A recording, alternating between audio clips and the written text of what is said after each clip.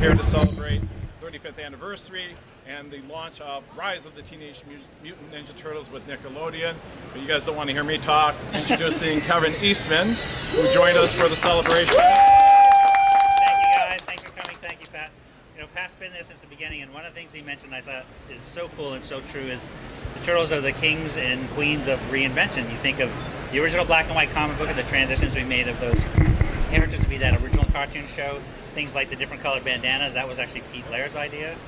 We worked with Playmates back in the early days for the production of the original cartoons, the original toys, and that was probably the coolest thing ever, and to the point of one of my favorite flashback stories to those early toys was in 1988, June of 1988, the toys came out. KB Toys was the toy store of choice back then. Or was the store. So when they came out, we heard they were on the shelf, so Peter and I drove from Northampton, Massachusetts down to Springfield to the local KB store, and as we were walking all the way through the store, just as we got to the action figure section, this mom was dragging this small boy, could have been one of you guys, out of the action figure aisle saying, "No, I'm not buying you one of those stupid Ninja Turtles." And Peter and I were like, "What have we done?" But that was the most beautiful thing ever, and it's like, I can't believe that here we are 35 years later with a new version of the Turtles that is exciting to me as it is. We did that original series with Playmates and Murakami Wolf. And oh, I told this factoid recently at a show.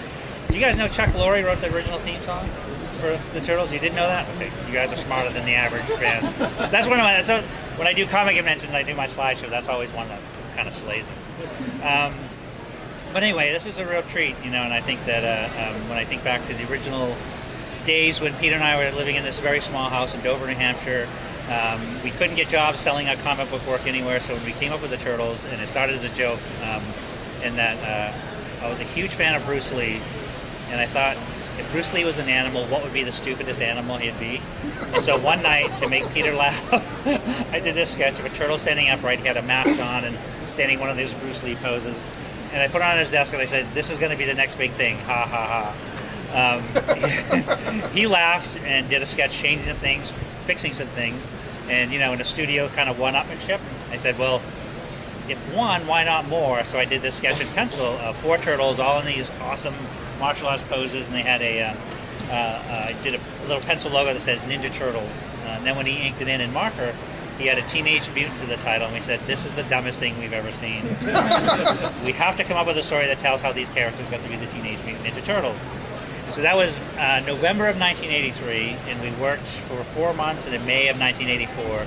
So this year, May 5th, will be the official 35th anniversary of the Turtles. So that's when we self-published the first book.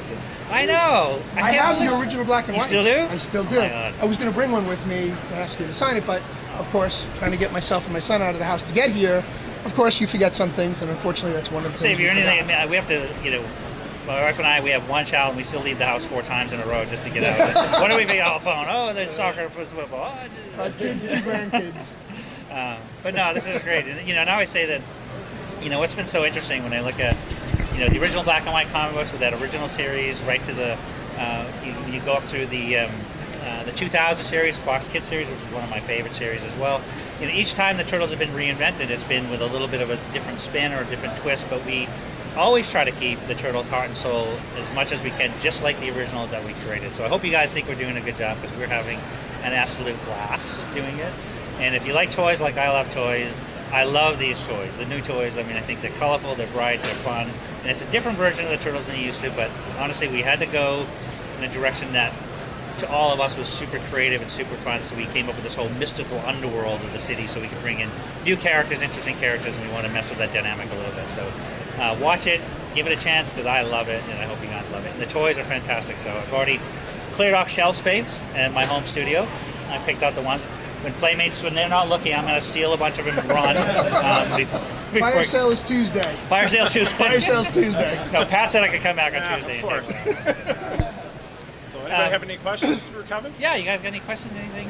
Yes. So you did mention your favorite inception or conception of your Teenage Mutant Ninja Turtles. What's your least favorite? My least favorite? Let me see. It's sort of, you know, it's interesting that when I approach a concept, because Peter and I grew up in the world of comic books where if you read X-Men or Avengers or Daredevil, like Daredevil was my number one, There were some art teams on Daredevil I liked more than others. Frank Miller came on, that's the high watermark. And so the same for Pete and I. We've done, from the original black and white comics, we had lots of different artists telling turtle stories. We, of course, love the original Nickelodeon series, and I'd say, if I had to choose one ultimate best of the best of all turtle things, it would be that first turtle movie, because it was a perfect blend of what we did in the original black and white comic books and what was done in the Playmates. Married them very well. And so the different versions, there's different directors' take on it, different spin on it. 2007's Kevin Monroe's series was great. Another favorite. Oh, you guys remember Turtles Forever? That was awesome. That was one of my favorites. What's the least? I'm avoiding it as best I can right now. You're doing a great job. No, it was like a woman. He'll talk you into circles. No, I'm running for office next year, so it's there you go. I guess it was probably the My Little Kitty Turtle crossover that didn't work really well. No, there was actually the weirdest one. Well, to be honest, I thought that the newest Turtle movies were a little challenging because I thought they should have been a little smaller. They should have been maybe not as powerful as they were. But that would be a criticism because I still like the series because we finally got to see Bebop and Rocksteady on the big screen. We got to see Casey. So there was things that I liked within all the Turtle universes and all the different Turtle incantations. And so, but that was, if I had to point to one to say I would have done things a little bit differently, but I still enjoyed them as a film. It wasn't my favorite, but it was definitely, There wasn't a bad one. It wasn't. There wasn't a bad one. Well, you're kind but thank you very much. And your thoughts on the Batman team up? It's going to be released on video in another 6 weeks? Yes, I am so excited because it was one of those things. When I was growing up, Batman. As I always liked the grounded superheroes, it was Batman, Daredevil, Captain America were my favorite one. When DC called and said, "Hey, we're interested in doing a Turtles Batman crossover," and I just about passed out. It's like because I want to, actually to draw Batman and Turtles, and so fortunately when we did that first comic series, you guys liked it and embraced it so much. We did the animated version, right? And then we didn't. Actually, I just started, and I think it was announced yesterday. There's a Series 4 Batman Turtle crossover, so I just started working on it with Freddie Williams. But I can't wait for the animated because it's that Bruce Timm style. Yes. Batman with our turtles and done in Bruce Timm flair. Yeah, it's Bruce Timm flair. And there's a couple surprises I can't tell you, and I wish I could. But there's a couple cool things you guys have to, I can't wait to see it. Things we got to look for. Things you got to look for. That's all I'll say. Kevin, can you talk about the Kirby Turtle? What's going to happen? The Kirby Turtle? Yeah. Well, that was the Kirby Turtle was originally going to be the fourth Turtles live-action movie, which then evolved into the Turtles Next Mutation, which was the one with Venus, the live-action series with Venus, which I know everybody hates Venus, but I actually like Venus quite a lot. I like that series. But that was originally it was going to be named after our hero Jack Kirby was going to be the Kirby Turtles. I like that. One day we'll still do it. You can still bring back Jim and Kirby and Kirby. We might. I have to be quiet about some stuff, or they're going to throw me out of here. I think we can cover a couple more. Yes, sir. You had John Cena in mind when you think of the villain. What is it? John Cena in mind when you're thinking of the villain. What do you think about him? He scares me anyway in real life. He's like a naturally scary. No, he was a great choice because, we're thinking like, if you're going to have a great villain, he's got to be so scary and so like, almost impossible to overcome. And then if your heroes can, get him in the end, it makes it more believable, and you root for the underdogs and stuff. And John Cena was perfect, and he's huge. No, we were fortunate enough, my son and I, because our son Shane is 12, and he's a huge John Cena fan, so we met him at the Nickelodeon Kids' Choice Awards, and I think he was going to pass out. He's like, but I'm so thrilled to have him part of the Rise series. I think the whole voice cast and the talent, the whole feel of the series is really fun. So keep watching the series. We just got renewed for season 2. It's going to be fantastic, and we just got a greenlit on a new Turtles Rise movie that's going to be on Netflix, which you're going to really love. It's going to go deeper, darker, bigger, sort of. It's going to be sort of bringing some new elements to the overall series that you're really going to love. So stay tuned. So, yes, sir, in the back.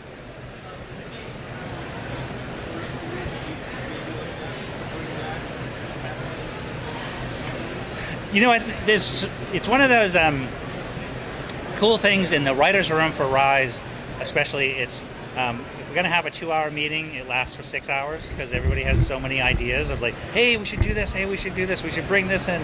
And right now, what I think has been great about the evolution of the series is like, it's putting story first. So we have things coming, and I can't tell you what, but stay tuned because there are some things that are going to sort of, because this Rise series sort of takes place in a different universe of the Turtles, but it's there's still some commonality. So I have to be so careful. I want to tell you everything, but I can't. But no, but stay tuned. I think you're going to see some really Join neat us for a surprises. drink afterwards.